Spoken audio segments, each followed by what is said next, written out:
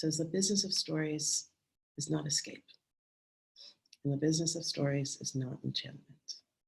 The business of stories is waking up.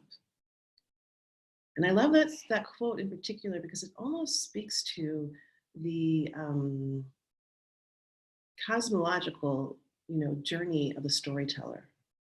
Back in the day, we had a very romantic notion of storytellers as they would go from village to village, and they were the history keepers, and they were the memory walkers, and they were the ones that were, really making sure that they were the news. They traveled and they brought the news with them. News, I love it. If you look at that word, north, east, west, south, that's what makes up that word. And then, we can go into the land of the bard, and let us not over romanticize the bard as the enchanter, because, the bard sung for his dinner. He made sure that he pleased the king. Sure, he could make fun, but as long as what he said was pleasing, And now we're in this time, in another era of, where the threshold of who can be seen and heard has been lifted up as we have made our attempts to democratize media, where voices are heard than ever before. As Carol was saying, this is a time when a lot of indigenous wisdom is being looked for and called upon and returned to, and we're able to hear more and more different kinds of stories. But what I would say also in this evolution of our own growth as consciousness as humans, we've become more and more aware of who we are and what we're capable of, and how that works through our language. And so we're going to focus a lot on that today. Storytellers, we're not just carrying the information, and we're not just pleasuring people anymore. When we look at and attune to how powerful we are with our language, then we're also part of building the future and planting the seeds for visions. And so it comes with great responsibility. Hello from New York City, Natalie. And Louisiana. Hi, Julie. And Carol. And Charlie from Ontario. Lovely to see all of you. Yay.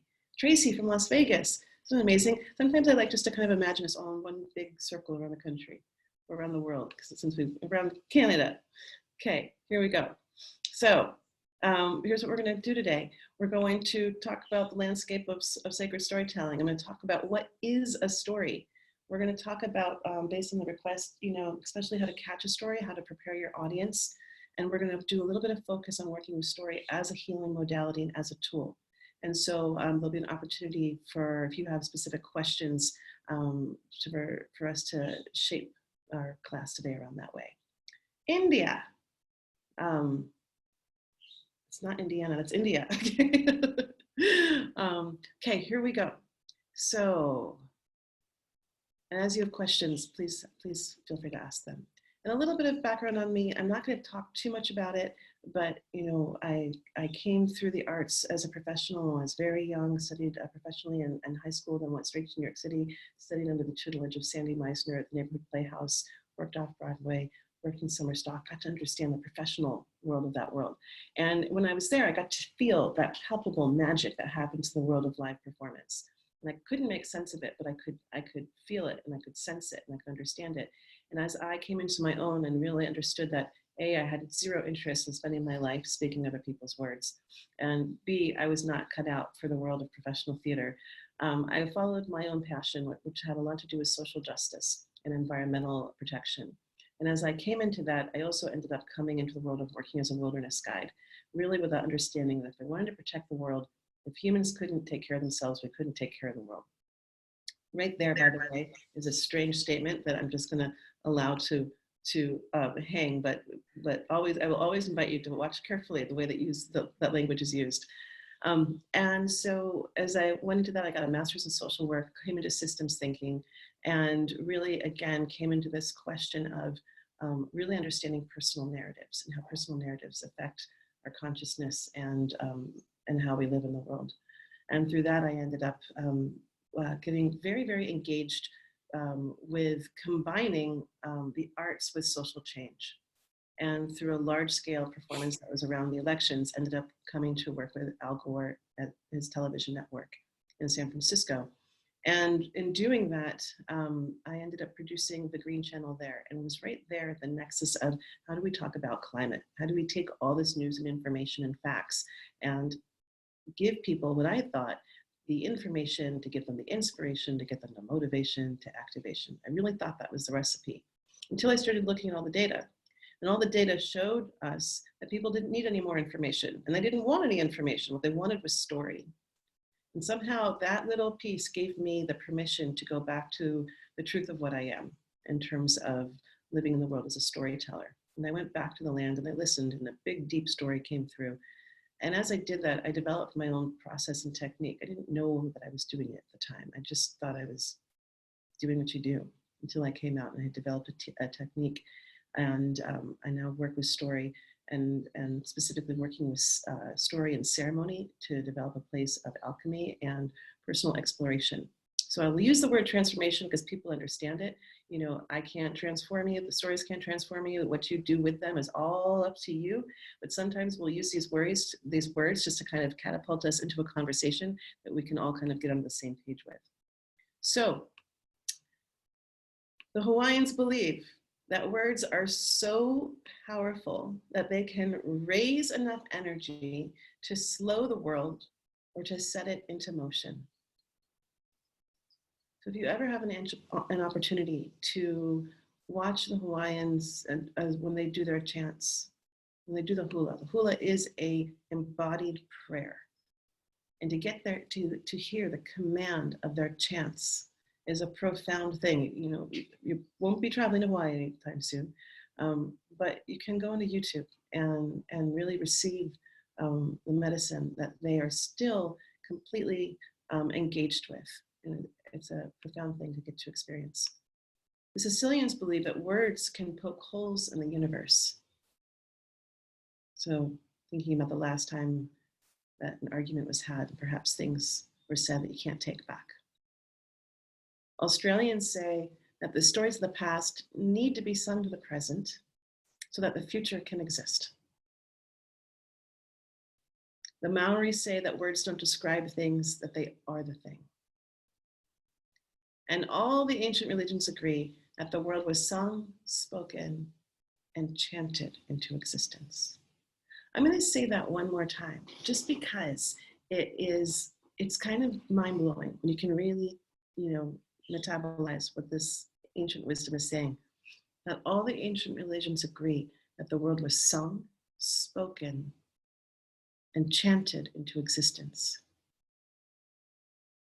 So there's some keys that explain or perhaps lead to humans' unique role on our planet. Abracadabra, it's one of the oldest words on our planet.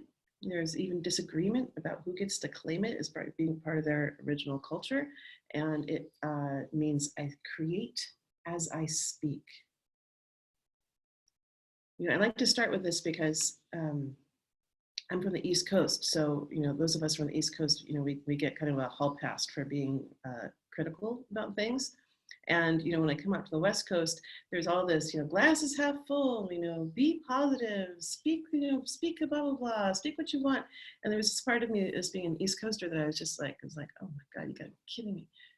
But there's a shadow in that, sure. But it's also connected to a deep wisdom, and in ceremony, I'll just mention this. I remember I was in a ceremony with some elders, and I spoke to my fear. I spoke to my fear, and I was schooled by one of my elders. I really seriously schooled. And she said, don't waste your language on that. When you pray for what you want. And so I can't convey the complete transmission that she gave me because it was a deep schooling, and in there is a deep wisdom. It's not saying don't face your fear, but understand the power of your language. And when you're calling for something, will you call to that which you fear most, or will you call and claim that which you desire most, or the world that you most want to live in? Understanding the power that your fear can actually, you don't have to just stop in the fear, but it can motivate you into that other channel. So let's talk for a second. What is a story?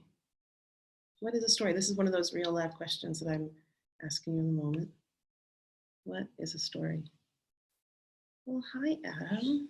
It's nice to see your face. And as we go into this, some of you might have like the answer right there. And some of you might kind of be wondering, and so we can play this game of eloquence. And what is eloquence? Um, Eloquence is, it's different than being clever, you know, so you don't have to, there's a distinction between being clever and knowing exactly what you're going to say. And then eloquence is this act of being able to take a deep breath, connect to earth, connect to spirit, and allow that what wants to flow through to come through. It's a completely different practice. Sometimes it works beautifully, sometimes it doesn't, but it's a nice practice. So if you want to play at that game of just answering what is a story, not knowing exactly what you're going to say, you can take a nice deep breath and just say a phrase or two of what wants to come out. Rebecca is saying story is putting words, language, and expression into experience. Beautiful. I'm going to talk, do you want to write a little bit more about that? Because I want to understand, there's a couple of different ways. I want to understand what you mean by that. Who else? Happy to hear your voices too on this. Lilani, hi. What is a story? Experience and wisdom. So she's, you know, she's speaking to that our stories can hold wisdom in them. You know, not all stories hold experience and wisdom in them, but some of them, and I would put this into the realm of what is a medicine story. We're going to talk, what is a sacred story? And there's a distinction in that. Robin's saying it's solving conflict, challenged a problem, right? So stories do something. You know, it's not like you start, you end exactly where you began. There's going to be some kind of movement. You guys are going fast over here. Vizia, gosh, I hope I just pronounced your name correctly. Saying story is making sense of our world, right? So it's making meaning. It's not just facts and information. Here's kind of a random piece of information: is that human brains, we actually aren't designed to metabolize information. We make meaning from stories. So it's sort of like if you've ever been in a room, especially around climate change. If you've ever been in a room and you're attuned to energy and you start watching people and they start putting up all the graphs and the facts and all the stats, and all the energy in the room goes, whoa, and it's kind of an amazing thing to experience. Probably because the facts and stats are pretty intense, but it's also because there's not a story. We actually can't make sense of it all. It's a kind of a phenomenal thing. But storytellers, when we put narrative on it, now we're making meaning. And then when we have meaning, we've got a role to play. And now there's an action to take. So you see how it's different, when the difference between just having facts and information and having something that brings meaning, value, role to play. So a story is a living energy that wants to connect, and illuminate. So Viviana is speaking to, now she's speaking to a story has an intention. You are jumping a little bit ahead of me, but I love it. And so we're going to come back to that, but it has a job to do. Malin is saying, I find story to be someone speaking their truth about their past reality. So, right, and truth is a complicated term, right? So, but it's like you're sharing your experience and you're offering it out. And how we offer our past experiences, and we'll talk a little bit about this when we speak to story as can be a tool for healing. We'll get into a little bit about that. Story is sharing. Yes, Cherie. Nico is saying a story is what is alive in me and for the group and wants to come out. Great. I love it when there's something is like rattling at the cage. Pay attention to that. Adam is saying manifestation of thought, activation of ideas. Why are you guys all just typing, not talking? I'm just curious. But okay, I'm going to keep reading your guys' stuff. I think you want to hear your voices, not just mine. And so manifestation of thought. So right, I mean, it's like storytelling. We'll just stay on this one because it's kind of a wild, esoteric thing, right? First of all, imagination. No one exactly knows where imagination comes from. Like we can see something. So let's just think about Charles Lindbergh for a second. Charles Lindbergh got an idea for a plane, and he started to speak it, and he spoke it in such a way where he inspired and got other people to believe in something that they'd never seen before. And it's just from the process of going from imagination through the voice, through the heart, they built something that created matter out of it. It's a wild train of things that we've never seen anyone else on the planet do things this way. It doesn't mean that they're not. Maybe we don't understand what other animals are doing. We can't even speak their languages. But it's an amazing thing. But it's just right. There's a form of manifestation. So same thing with we're reality bending when we're telling stories also. So we start talking stories about the future. We're doing the same thing. Are we manifesting a beautiful world because that's the world that we talk about? I'm going to share with you the vision in the world that I most want to live in, or am I going to focus on the world that I'm most afraid of living in and plant that seed in you? And then what role will you play in those stories? Leilani is saying, does story describe experience? Well, that's a more complicated story for a different kind of class than Leilani. But there's different ways of talking story and conveying experience. But what I would talk about, that there's a wisdom story where you lead people through past experiences. And when we're doing wisdom stories and threshold stories, it's like, I've been through the minefield, right? You've gone through a hard, challenging experience in your life, and you made it through the other side. And you know how to do it now. Maybe it was a health crisis, maybe it was a relationship crisis, maybe it was a death, maybe it was, but you know how to make it through. So when we tell our stories in this way, it's not just, oh, listen to me and my horrible experience that I had. It's, wow, this was an initiation, right? We're putting a context on it. I had to let go of some things in the process. Some parts of me, some strengths were called out. Gifts I didn't even know that were mine to give emerged. Who got me through? What guidance did I need? And now you become one of those people that's throwing breadcrumbs back through the path and the minefield.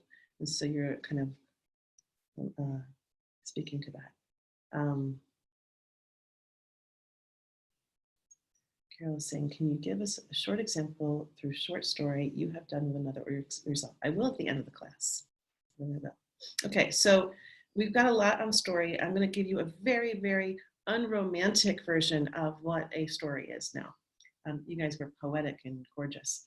How about, since humans often refer to themselves in reference to the latest technology, I'm going to continue down that train of thought and say that using computers, that a story is an operating system. It's an operating system where we learn our belief systems, our values, and what we believe is possible. We're introduced to the roles that we're going to play in our lives. So think about the stories that you learned in your family, all the fairy tales, all the Hollywood movies that shaped and formed your idea of what was romance supposed to look like, what's marriage supposed to look like, what is happiness supposed to look like. I just heard this, I've been teaching this class for 3 years, and last week I just heard it for the first time, that all the television shows, they're called programming. It's like, it's programming. So now that you can spot a story, then you can start making conscious decisions of, oh, is that the story I want to live in? Is that story resonant to my experience? Does that story have truth in me? What role would I want to play in that story? And now you can start seeing them, and then you can start having more distinction over which ones you choose to participate and not to participate. I'm not saying ignore the scary stories. I'm not saying that at all, but I'm saying being able to see them for what they are. Talk a little bit more about that. Oh, right, Nico, it's also television. Tell-a-vision. I love that. I've never heard that. That's beautiful. Okay, now what's a sacred story? If we know what a story is, what's a sacred story? Anyone want to try their hand at that?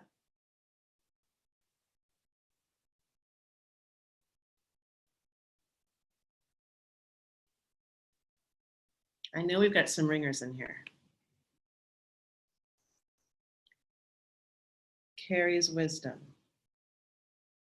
I'm not quite sure if you're me. Are you referring to somebody?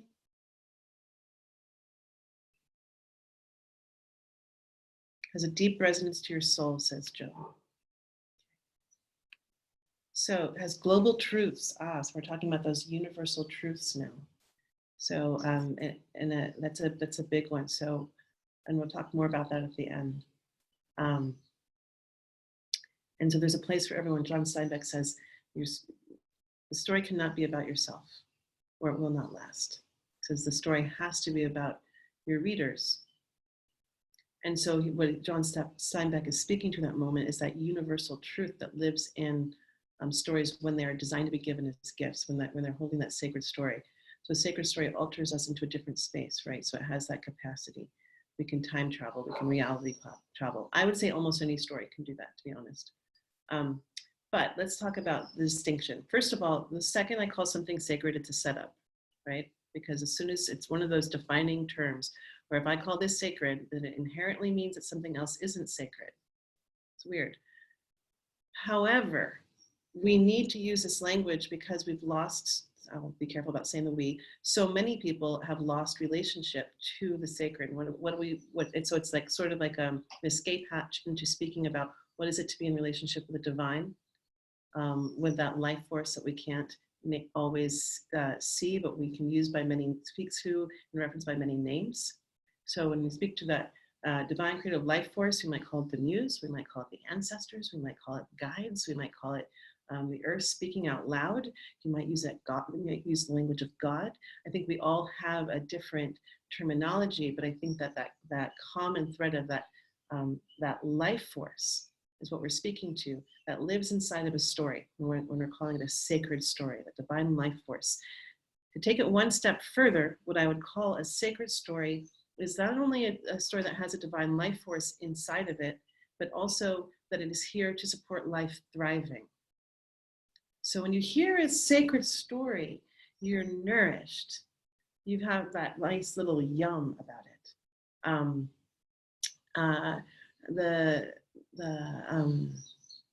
It has, there's some, you might receive some wisdom. You might receive that, it might be feeling a lot of fear in the world, and you just heard a story that allows your nervous system to rest. Or maybe you were given some instruction, or you got to see another way that you could be living in the world. Or maybe you just have a little bit more hope or belief.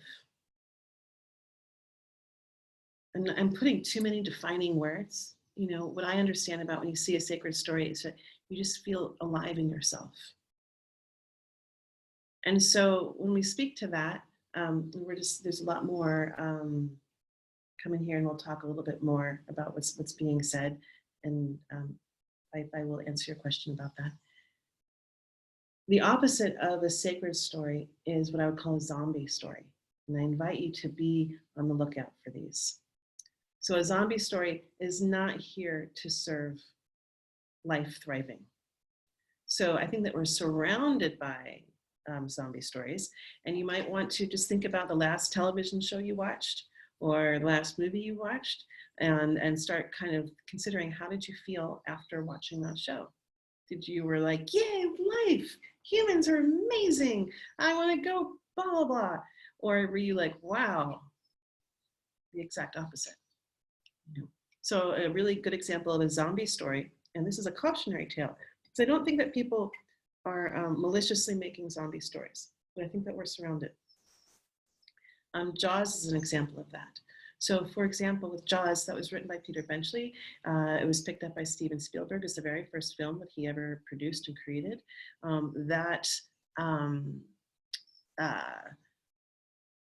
Film was shot in the ocean. It was the very first film that was shot in the ocean. So, you know, instruction number one in terms of understanding the intention of a story is you have to understand its creator and what were the intentions of the people of the creator of the story. I actually don't know Peter Benchley's story, but I do know that Steven Spielberg had a very clear goal, which was he wanted to become a well-known director. Right? And he had good taste and understanding of the bleeds that leads. Like, he knew what would make people watch. You know, he got the curiosity thing. So we end up in this film, and it's filmed out in the ocean. Whether or not you speak to the universal language of symbols, consciously or not, it's in our what and referred to as the collective unconscious. The ocean refers to our consciousness, so now we have this film. It's literally like in our consciousness. And we also have the shark. The shark was made of this great big metal shark. It broke in the middle of production, and the producers, being smart, decided to show just little pieces of it. So now the audience was not looking at the big fake metal shark. They're looking at pieces of it, and it goes straight into the symbolic form. And now what does shark begin to represent in our consciousness? Our fear of the unknown, our fear of death. Oldest story in the world that we know of, Gilgamesh, is about the fear of death. And so here we are. That story was single-handedly responsible for a massive wave of misunderstanding of sharks, of fear of sharks, and a kill-off of this critical keystone species in our oceans. And when Peter Benchley understood and realized the danger and the impact, and I would say unintended impact of his film, he spent the rest of his life trying to do ocean stewardship and ocean protection. So I say this as a cautionary tale, because as we look into the evolution of storytellers and we become more and more aware of how powerful we are, then I invite you into that big, deep question of what does it mean to be a conscious creator in our times? How do you use your voice with intention? What are you in service to? Because the more clarity you have about what you are in service to will bring, it's like that magnet, you will have more clarity about what stories you are willing to tell or retell or to carry or to give birth to. And so if there's nothing else I leave you with today, is that great inquiry of really getting that one statement. This is what I'm in service to. These are the stories that I talk about, that I will tell. I've had one story that could probably make me so much money. It could be an easy, Hollywood hit. There's no way I'm telling that story. There's no way. It's not in alignment with who I am as a storyteller. So again, it was that moment of understanding, what are you in service to? Just because a story comes to you, you have a great idea.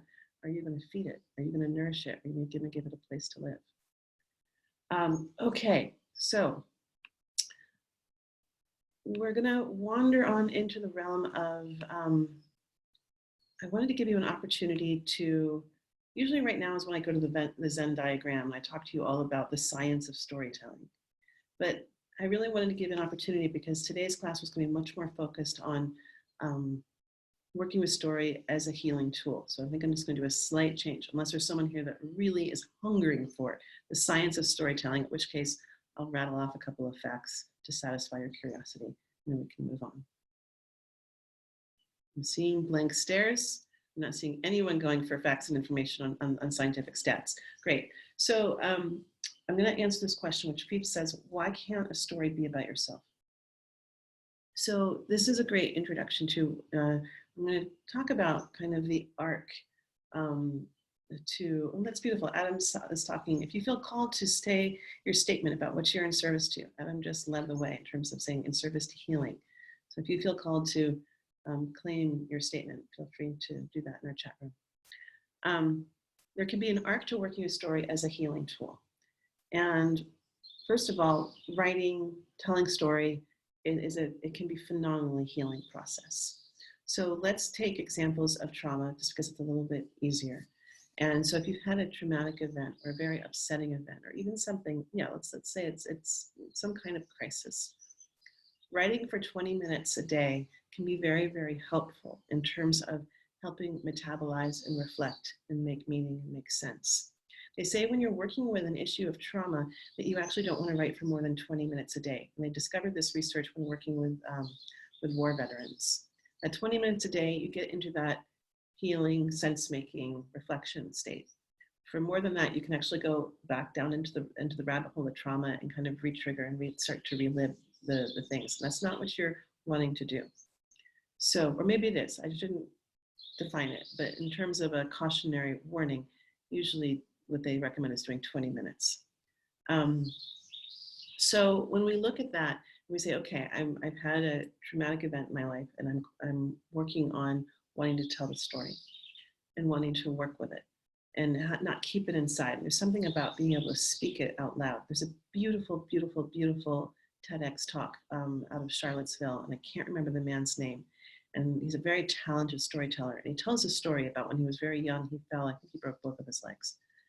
And it was very upsetting, and he lived on a big farm, and boys were big and strong and tough, and he couldn't move for months. And his mother told him as he got better that he had to tell the story, and he had to keep telling the story, and he'd tell it over and over and over again until it changed, until he changed because of it. And so there's a really key wisdom that she said, where she said, you don't keep telling the same story over and over and over again, right? Because here we are, we're in our operating system. Understand that's what it is. And if it stays the same over and over again, then we're not actually in what I'm going to call a sacred story, which is a living story. You know, we're stuck in some kind of repeat pattern, always playing the same role, not actually evolving with it. And I think of stories like trees. So we don't expect a tree to stay a sapling its whole life. Why would we expect our stories to stay the same? Our trees will grow and they'll grow and they'll grow and they'll go from calling in forth all the energy to creating shade and fruit and companionship and all different kinds of things. Same with our stories. And our roles can shift and transform. So let's take it as an example of we have this rough moment. And so perhaps the first stage of working with this really hard moment is writing it. And there's going to be some reflection that happens. You're going to start to perhaps see some different things. You might even want to tell the story from different people in the room if you're feeling so bold. Maybe not right away. Then there's a telling of it. And what I like at this stage is to invite people who you really trust, who really have your back, who aren't there to critique you.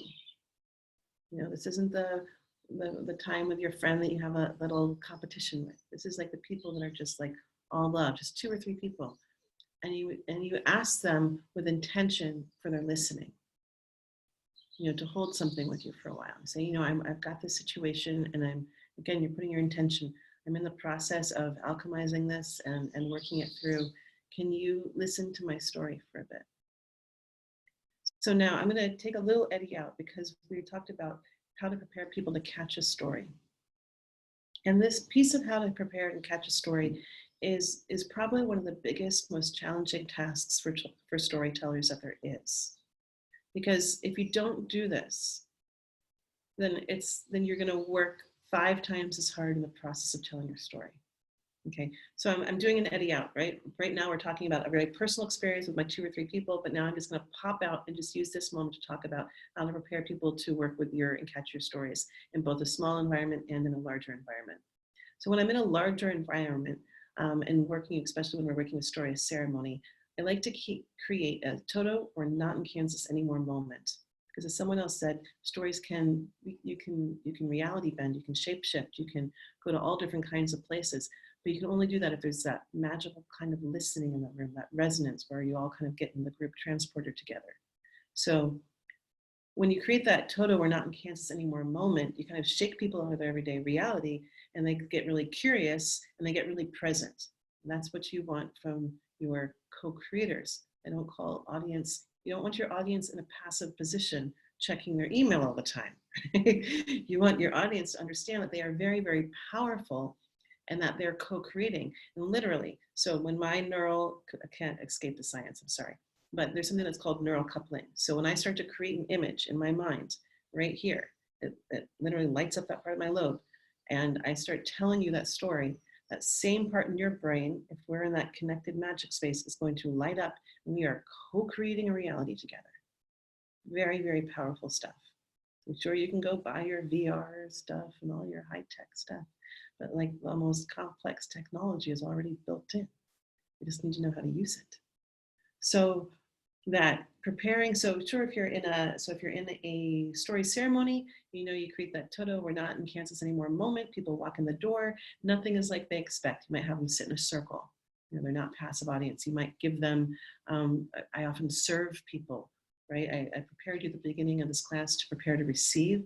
I'll often, again, help audience members or co-creators come to that place of giving them tea, serving them, allowing them their nervous systems to calm and to relax. We might have music playing.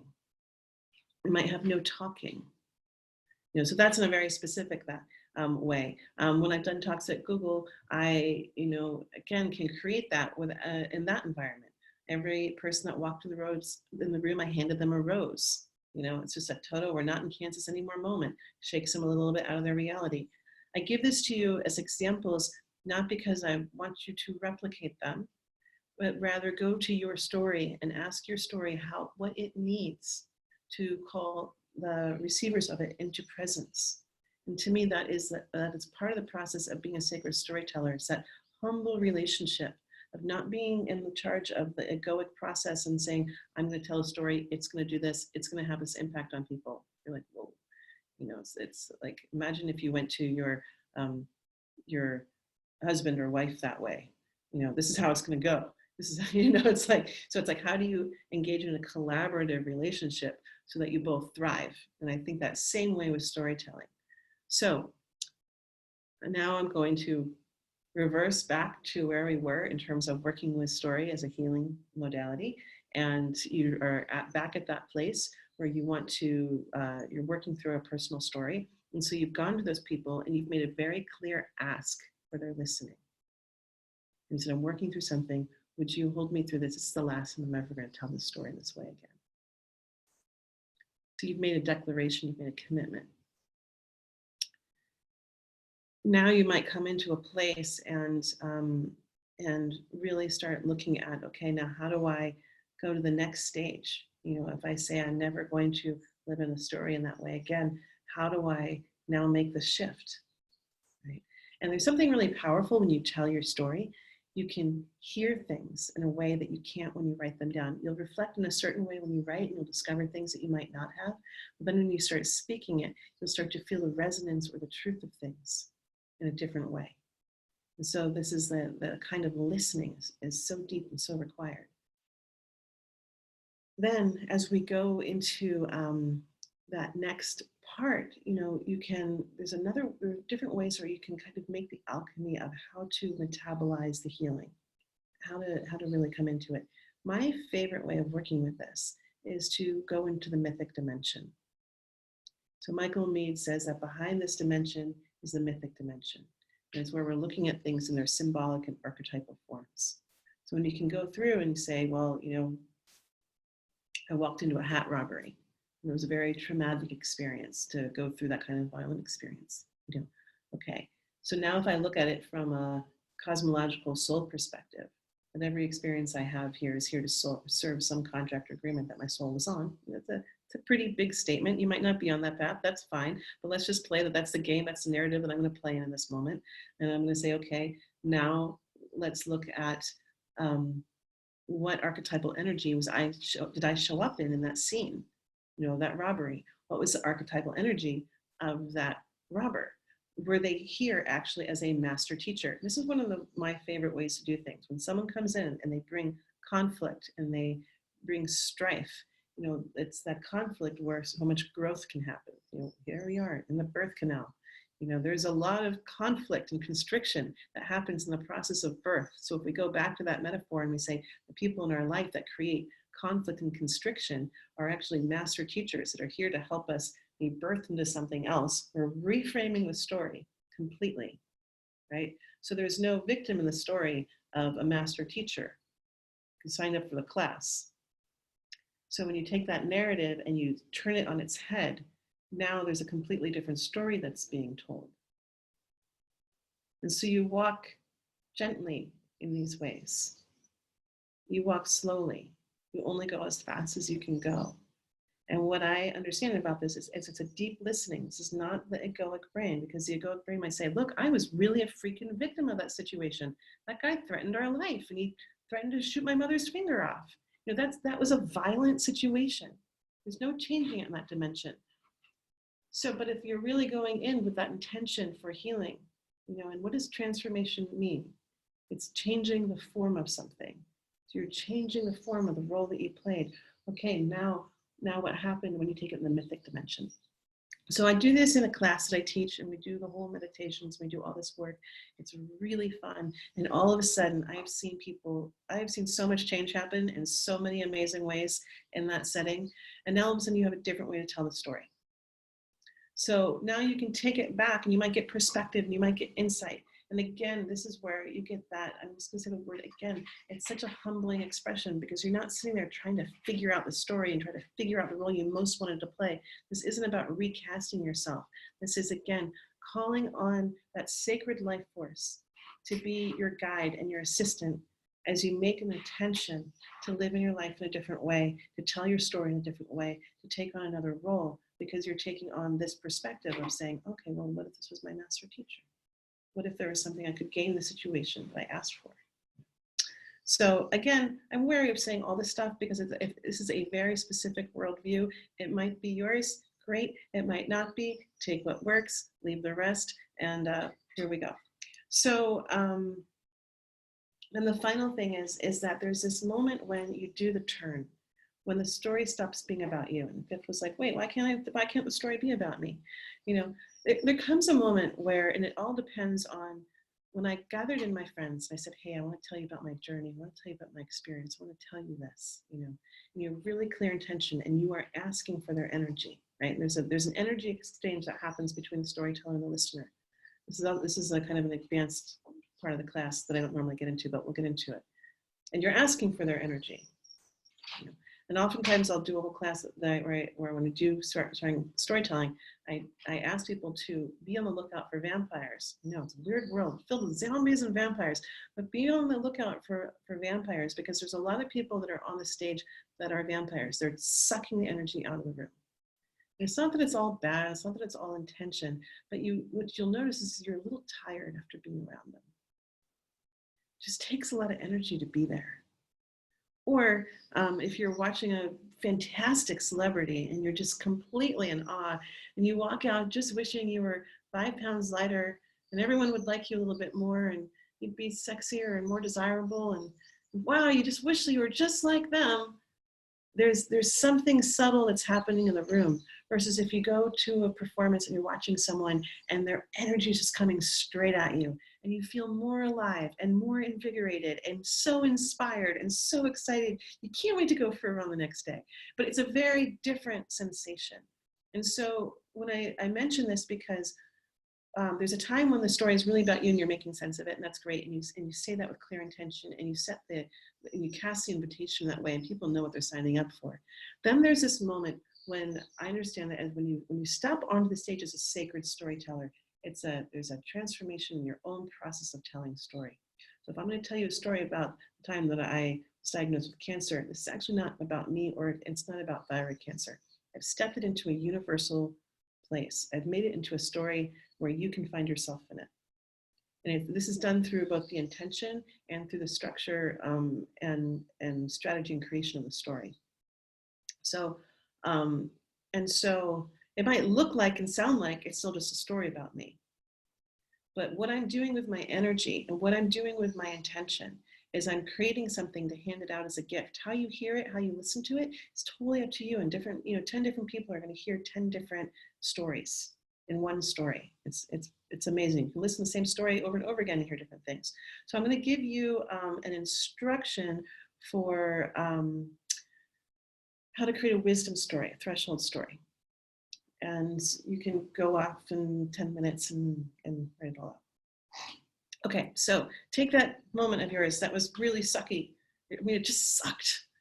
God, you don't want to go back there again, but it's also kind of unresolved. You know, the more unresolved, the better. And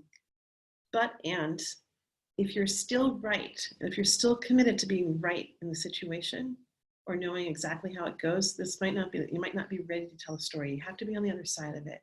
Come into a place of a real wisdom threshold story. So you got that moment and you know when it sucks. Then you go into that part of, where does the story really begin? It's your first question. Where does your story really begin? So this is a story recipe. And the way that I like to say it's a recipe is because I don't cook by recipes. They're just serve as inspiration. So same with this. May this serve as inspiration. Enough guideposts to come through. When you listen to the life of a story, it will guide you. Okay, and so again, what I'm going to say over and over again, and this is not in egoic form of I'm going to tell you the story about how I got thyroid cancer, right? No, I'm going with the intention of telling a wisdom story. I might not even know what my wisdom is, or if I have it, or have capacity for it. But I'm coming in. I've made it an intention to collaborate. So now I'm taking my thought process kind of outside of my head, and I'm expanding it into this kind of deep, deep listening, and I'm allowing myself to be inspired. And I know that I don't have to have the answers, I just have to have some good questions. So where does the story really, really begin? For me, my story began when I was 4 years old, and I used to have this tapestry on my bedroom door that was handmade by one of my mom's friends. And it was of this woman that was handing out flowers to a group of kids. And on that tapestry, it said, "Give what you have, Leah. To someone else, it may mean more than you dare to think." And I was like 4 years old. I was just barely figuring out how to read, and I could not make sense of it for the life of me. Give what you have, Leah. It might mean more than you dare to think. I mean, I must have read it so many times that 29 years later, when I was sitting there in some sterile, weird room across from the desk of this doctor who said that they were about to cut across my throat, and by the way, they might cut my larynx and I might lose my voice, that I actually understood what that meant, to give what you have. So again, it's not a story about me getting diagnosed with thyroid cancer, right? It's a story of someone who is given kind of one of their core pieces of medicine in the world. And I didn't even explain it, right? And maybe you guys heard different things, but we're looking at what is that universal thread? So again, you don't have to be so strategic. Don't even try to be strategic. Just have the right question. Where does the story really begin? Okay, now then you want to go to that part of what is your universal theme? You're not going to answer it literally. It's just a guidepost. And if you just keep writing, you start writing, it's like, I think of these guideposts, just have them like furniture in your room. And as you start to write, the furniture will take shape and take form. Okay, so what is your universal theme? So for me, you know, that universal theme was actually changing a major role in my life. So, you know, there I was in the doctor's office, and he told me I was about to lose my voice. And something that you don't know about me, which is that I used to be the queen of victimhood. I could out victim story anybody in the room. I had all the lines mastered. And all of a sudden, here I was literally about to be given the throne of victimhood. And I realized I didn't want it. I didn't want to play that role anymore. I didn't want that story anymore. And it was all that was that thought. And all of a sudden it was like the escape hatch just opened up in the room, and I jumped through, and I had no idea what was going to be on the other side. And I didn't know what I was going to say. And I didn't know what story I was going to live in. But all of a sudden I started making jokes about everything. And so that's an example of, again, this isn't a story about getting thyroid cancer. It's a story about coming to a threshold that we all come to. And sometimes we make the leap and sometimes we don't. And we don't know exactly how it happens. But again, it's a bigger story. It's a story that's a universal theme that everyone is going to have to work with at some point. Are they going to stay in the same role that they were assigned, or are they going to make another choice? And then we come to that part of who got you through? Who's your Yoda?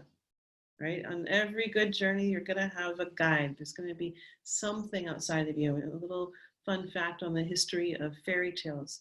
You know, the original writer of Cinderella said, you know, the fairy godmother is a very important role, you know, because it shows that, you know, everyone needs someone outside their family who can guide them and see them in a way that no one in their family can. So who's your fairy godmother? Who's your Yoda? And again, being very outside of what was common. For me, what got me through that experience was my garden. You know, when they take out your thyroid, every single body responds so differently that they just kind of give you some random amount of medicine and then see how you respond. And for me, in my case, they'd given me speed. I was like just hyperactive. And I came out of the hospital and called on my friends and said, let's build a 70-foot circular garden. And I thought I was a little crazy, but I thought, well, I have all this energy. Let's just do something with it. And thank God we did, because a couple of weeks later, I fell into a deep, deep, deep depression. And that garden was all that I had. And every morning I would walk the outside circles of that garden. And that garden, and in the listening to that place, I learned what gratitude was. And I learned about prayer. And I didn't know anything about gratitude before that time. But somehow that garden told me and taught me how to be grateful. And so as I walked that spiral every morning, I said my gratitudes on my way out I prayed for the life I most wanted to live in as I walked my way into that life. So again, that's just an example of what got you through. Something got you through this experience. And it might not be literal or linear or what you expect. It's when that opening of what really got me through. And then you're just kind of like throwing breadcrumbs back to other people. Look, you can make it through the minefield. Here's one path that you can take. And that's how I think of this kind of form of sacred storytelling. Then, and you're making meaning out of it, right? You're not just talking about how much it sucked about being depressed. Now you couldn't go to work and had no friends and blah, blah, blah. Because who wants to tell them? It's like, what are you handing people? But that's part of it. And you have to talk about the hard parts. And that's really important. I don't want to skim over. And this is an important part of storytelling, is that when you're committed to get people through, I saw so many people say that they were committed to transformation and healing. When you have that kind of commitment, you're not going to leave people in the trenches of the depression, right? You know that you're going to bring them out. And when you know that you're going to bring them out to the other side, they know that you are.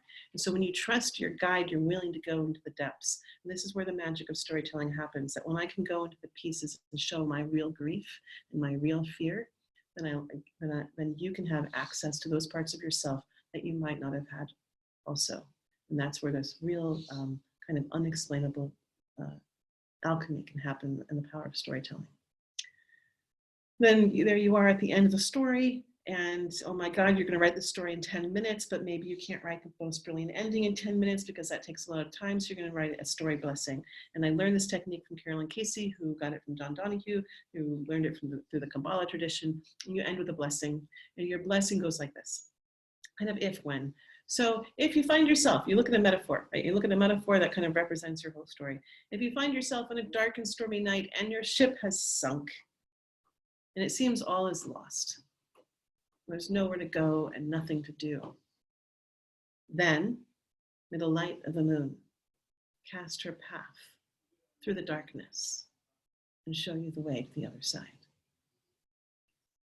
So you've ended your story with a blessing.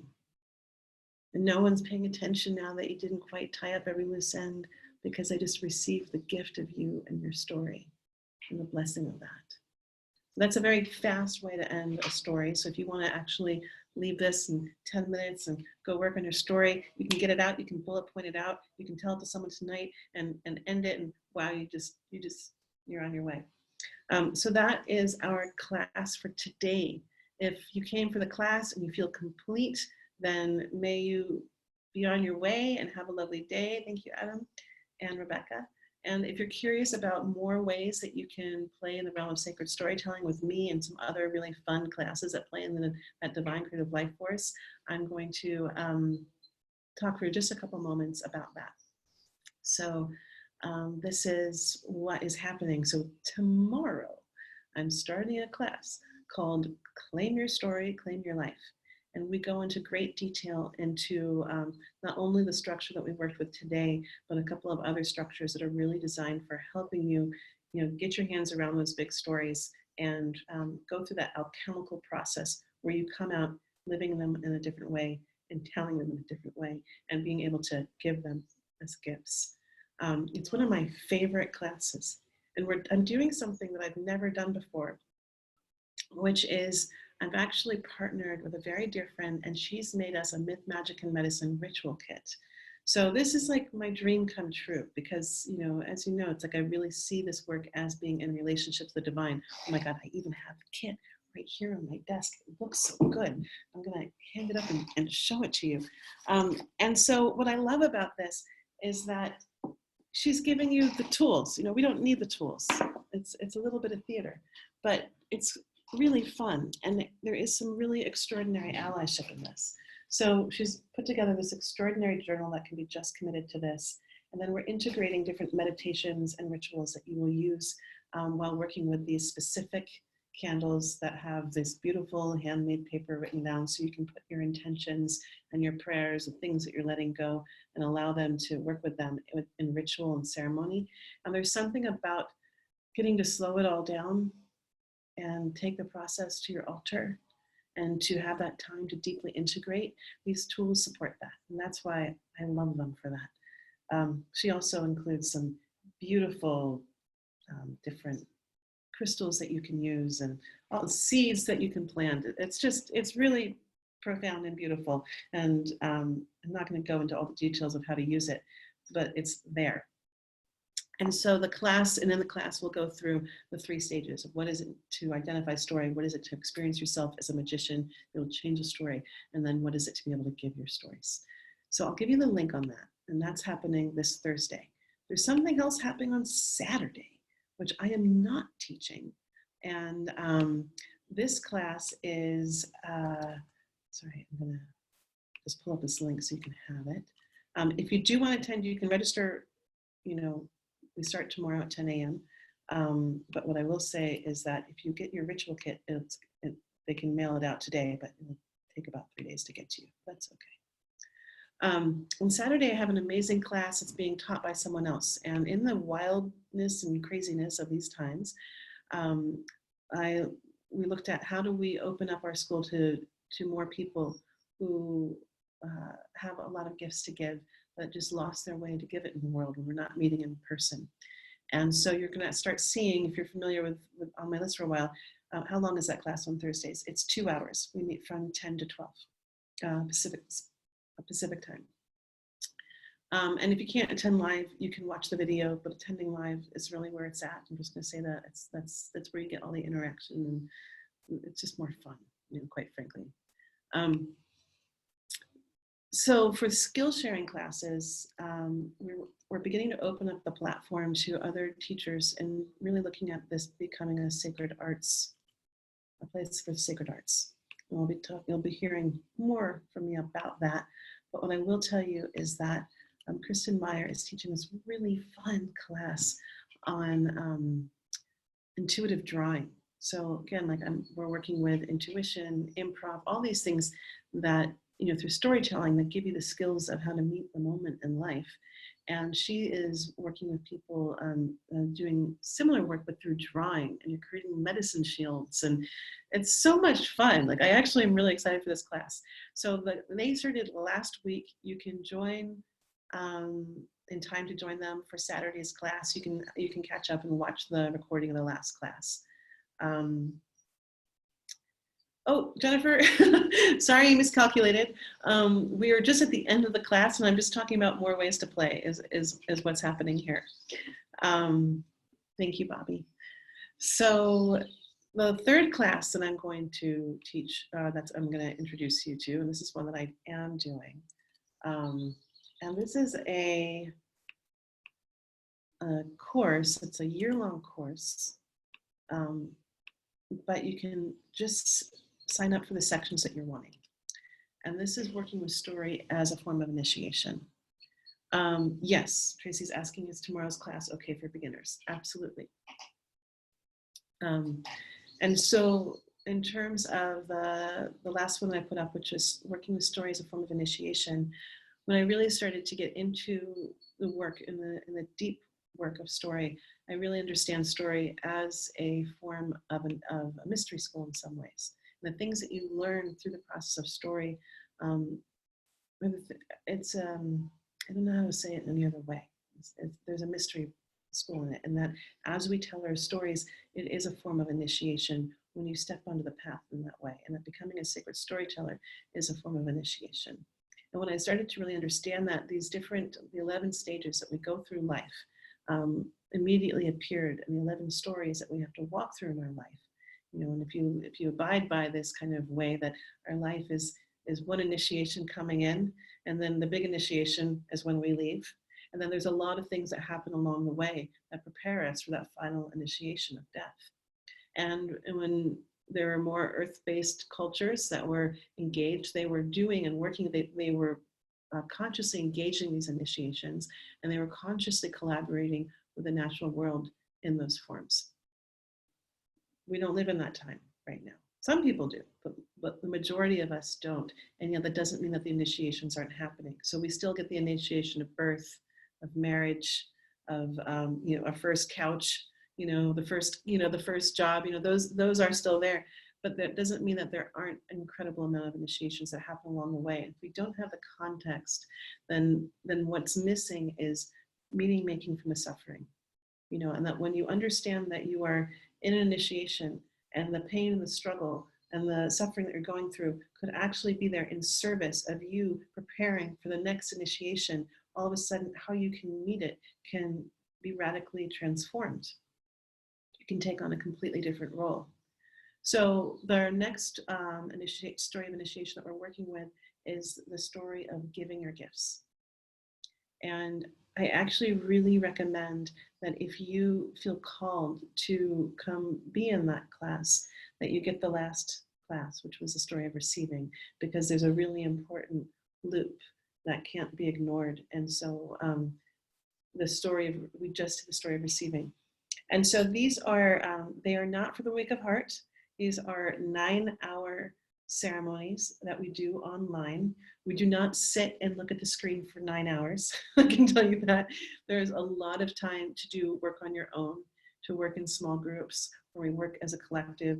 You get lots of breaks. We move, we do all different kinds of things. But they've been a joy and a pleasure to be part of, and to really see people shifting and moving through their stories in different ways over the course of that one day, and then living it another way. So Carol's asking, how do you work in small groups online? Believe it or not, Zoom room, I can separate you guys out into groups of 2 or 3 or 4. It's just amazing. It's creates a lot of space for intimacy and connection, and to have some private conversations that maybe you don't want to have in a small group, but you can work out some things and with just 1 or 2 other people. And then finally, if you're someone that feels called to, work in the realm of having your own soul story, I work with people one-on-one, and I do both what's called storytelling priestessing. So for people who are ready to tell their stories and bring them into the world, other people probably call it coaching, but that's not the language I use. And then I also do something called soul stories, where I define a story as you're living in the mythic dimension, and that you can learn about that at Medicine Stories. And when you sign up for one of the other classes, you can get a soul story for a discounted price. So there you go. That's my big call out for that kind of thing. The class tomorrow is 4 classes every Thursday. Yes, so it's for 4 Thursdays in the month of April. In terms of the class tomorrow, Change Your Story, Change Your Life. The one thing I would say is that these are strange times, and everyone's being impacted very differently. So all these classes have prices affiliated with them. And if you're someone who's just like really feeling the urge and the call and want to be there, but wow, this moment is not providing you the financial capacity to do so, then I have a pay what you can button. And I just ask that you be considerate in that. It's like I've got a staff that I pay, and that we're all in this together. But I also felt really called to say, we are all in this together. We're all in a story together. And so if you want to do that, please just know you don't have to write to me and tell me why. Right? We don't need that, because you're not. The value of you is not defined by your bank account. The value of the class is beyond the price. So I just say, know that it is there, it's an offering, and that also, like, if you feel called to share the class with some other people, that's an offering back also. So the flow of prosperity comes in many, many ways, and we can all live and plan it together. So that is our class today. I'm going to leave you with a quote. If you have more questions, I can stay on for a couple of moments and answer any questions, but I want to leave you with this fantastic quote. It's by one of my favorite teachers, Stephen Jenkinson. If you are looking for a wisdom holder, he is someone to go out and listen to. If you're on my list, you'll see an email committed to him very soon. Act as if you are people of consequence, so that I can treat you as such, and you matter. What must have happened to people who unconsciously agreed that the best presence in this world is to have no consequence in this world? It's a velvet gauntlet, this idea of being of consequence. It doesn't clink when it hits the ground, but you can feel it. It would be proper to proceed, that there is consequence to us being here. Again, that's Stephen Jenkinson. All right, well, I will take you all off mute, and we can say farewell for the day. And if you have any questions, I'll stick around for a couple moments. And there we go. Have a lovely day. So much. It was great. Thank you very much. Thank you. Have a lovely day. To see you again, Grace.